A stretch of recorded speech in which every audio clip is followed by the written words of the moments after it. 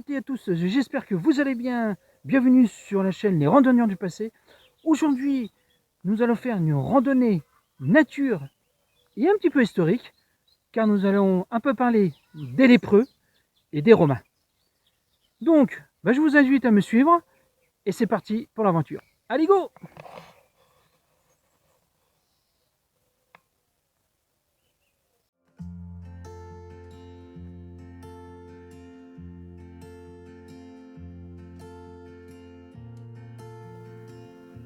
Voici juste derrière moi la chapelle Saint-Roch, qui a été bâtie au XIVe siècle. Donc la chapelle dédiée à Saint-Roch, patron des pestiférés et par extension des exclus. Et donc la chapelle faisait partie d'un ensemble hospitalier qui appartenait aux moines et donc qui reste aujourd'hui, qui a été rénové en 89-90.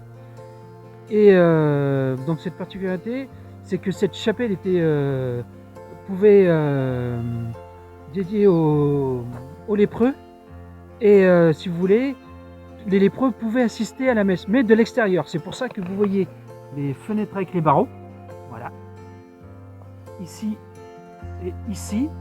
Donc malheureusement on ne peut pas rentrer à cause de leur maladie. Vous savez que les lépreux et tout ce qui était maladie, qui n'était pas naturel entre guillemets, là, étaient exclus, quoi.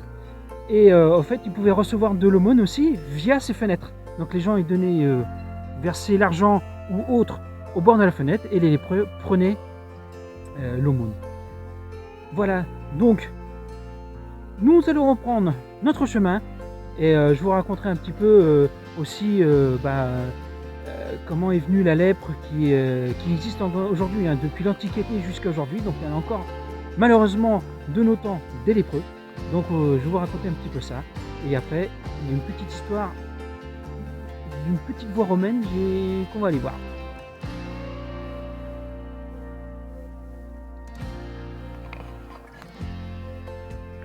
Vous voyez derrière moi la croix.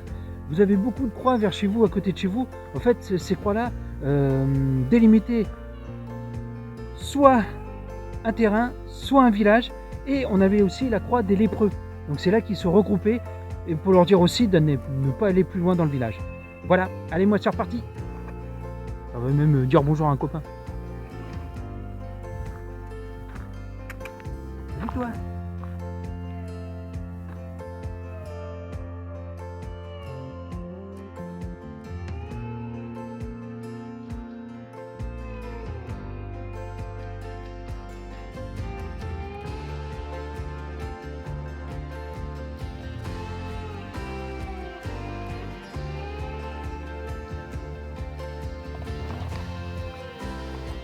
Ok, alors je vais vous parler un petit peu de la lèpre. Donc la lèpre, elle est connue depuis l'Antiquité. Donc il y a beaucoup d'écrits à ce sujet. Et en fait, la maladie touche principalement la peau, les nerfs périphériques, la muqueuse des voies respiratoires supérieures ainsi que les yeux. Faute de traitement, la lèpre peut entraîner des lésions progressives et permanentes de la peau, des nerfs, des membres et des yeux. Et malheureusement, quand quelqu'un était touché par la lèpre, que ce soit dans le village ou la famille, il était rejeté. Et mais aussi, beaucoup sont morts à cause du rejet, parce qu'il y en a beaucoup qui leur jetaient des cailloux, il y en a certains qui avaient peur de se contaminer, donc malheureusement les tuer. Et les autres, ils étaient laissés à eux-mêmes, quoi. Donc après, grâce à la religion chrétienne et à des bonnes âmes, ils ont pu quand même certains survivre, en attendant malheureusement, faute de traitement, leur décès par des aumônes des chrétiens. Donc voilà, quoi. Et encore aujourd'hui, bon, ça se soigne, mais on a encore aujourd'hui pas mal de gens dans certains pays qui sont malades de la lèpre et qui sont toujours aussi rejetés, hein. Donc vous savez, qu'on soit en 2022, quand on sent, c'est la même chose, quoi. Allez, moi je continue. À l'heure. Just me.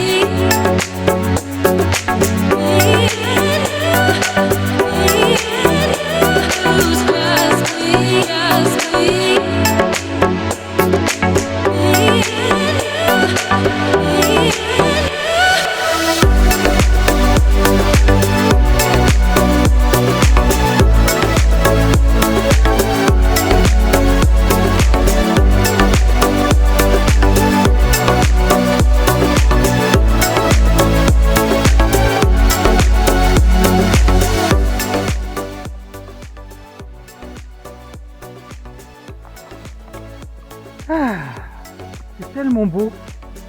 C'est tellement beau, ça fait du bien. L'air, elle est pure. Ouais. Les beaux jours arrivent, hein, sortez. Hein. Allez-y, hein, faites-vous plaisir. Profitez de la vie, profitez de la nature. Profitez de vous, prenez soin de vous. Voilà, le message que je fais passer à chaque randonnée. Mais bon, il faut passer ce message parce que il faut se faire du bien. Je sais que en ce moment, à cause du Covid, là on est à la guerre, l'essence qui coûte cher, les courses qui coûtent cher, tout ça. Et avec les élections, tout ça, bon, c'est même pas qui... Bon, c'est à peu près qui va être élu, mais non, pas avoir une surprise. Bref, sur ça, mon peu de politique. Donc, ben, j'espère qu'à travers mes aventures et mes randonnées, quelques minutes sur YouTube puissent vous faire évader. Et ben, j'espère que ça vous plaît. Et ben, moi j'essaye de faire tout ça. Et puis en profitant de ça, je remercie aussi ben, la petite communauté qui a commencé à se former sur YouTube. Merci beaucoup. Et continuez à liker, abonnez-vous, à commenter parce que tous les bons conseils que je reçois, ben, je peux peut-être les appliquer, tout ça. Donc point de vue vidéo, photo. Donc n'hésitez pas, hein. Marquez ça en commentaire. Et de toute façon, on est là dans la joie et la bonne humeur. On est là pour le respect de chacun et beaucoup d'amour pour la nature. Allez, trêve de bavardage. Et puis, allez, c'est parti.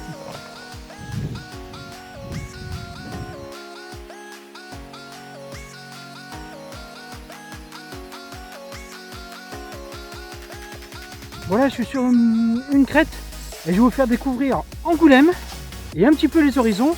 Et juste après, je vais essayer mon drone. Bon, c'est un petit drone, c'est pas un professionnel. Je vais juste faire du surplace, monter et juste faire le tour pour vous voyez un peu du ciel, le contour d'Angoulême.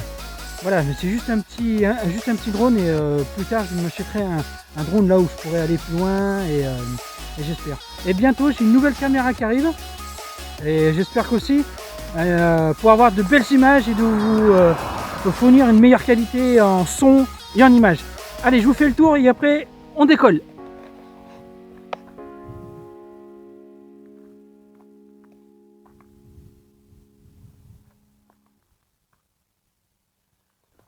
Angoulême, ici.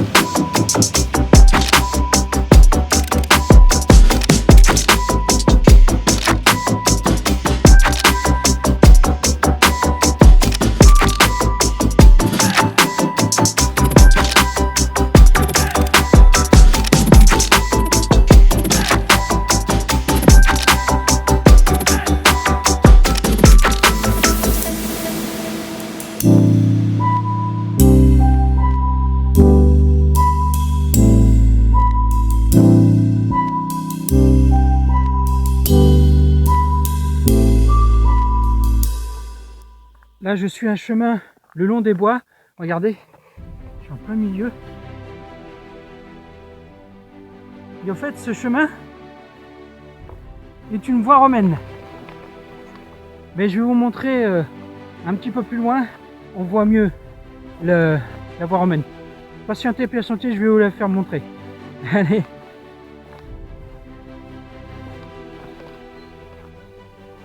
Ouais, c'est parti, hein, par en dessous, hein, gros. Voilà. Ah, c'est ça la randonnée. Un petit peu d'aventure, un petit peu d'exercice, ça fait du bien. Allez.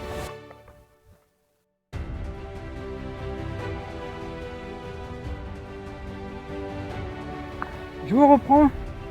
Je suis sur la voie romaine qui reliait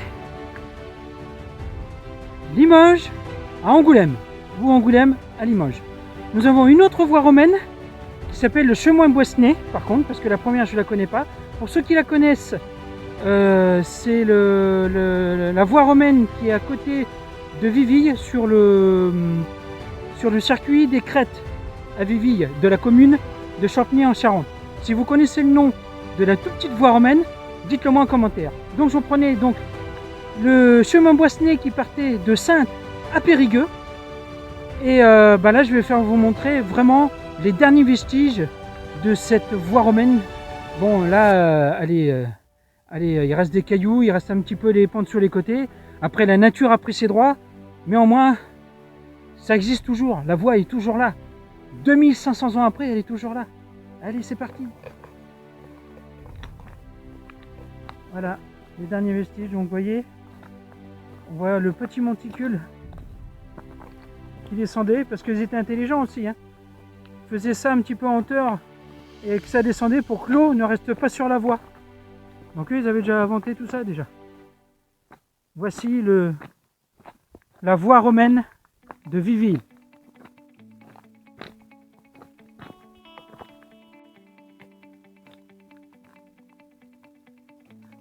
Voilà les restes de la voie romaine. Vous voyez tous les cailloux là, au fil des siècles, puis la nature a repris ses droits. Allez, j'espère que ça vous plaira. Allez, je continue.